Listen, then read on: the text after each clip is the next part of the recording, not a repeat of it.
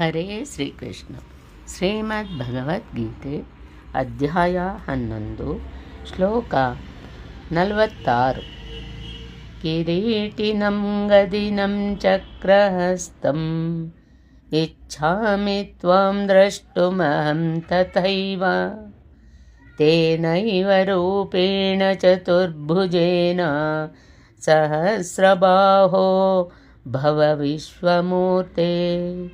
ಈ ಶ್ಲೋಕದ ಭಾವಾರ್ಥ: ನಾನು ನಿನ್ನನ್ನು ಮೊದಲಿನಂತೆ, ಎಂದರೆ ತಲೆಯ ಮೇಲೆ ಕಿರೀಟ, ಕೈಗಳಲ್ಲಿ ಗದಾಚಕ್ರಗಳು, ಶಂಖ ಪದ್ಮಗಳನ್ನು ಹಿಡಿದಿರುವ ರೂಪವನ್ನು ನೋಡಬಯಸುತ್ತೇನೆ. ಆದ್ದರಿಂದ ಎಲೈ ವಿಶ್ವಮೂರ್ತಿಯೇ, ಹೇ ಸಹಸ್ರಬಾಹೋ, ನೀನು ನಿನ್ನ ಅದೇ ಹಿಂದಿನ ಚತುರ್ಭುಜ ಸ್ವರೂಪಕ್ಕೆ ಮರಳಿ ಬಾ.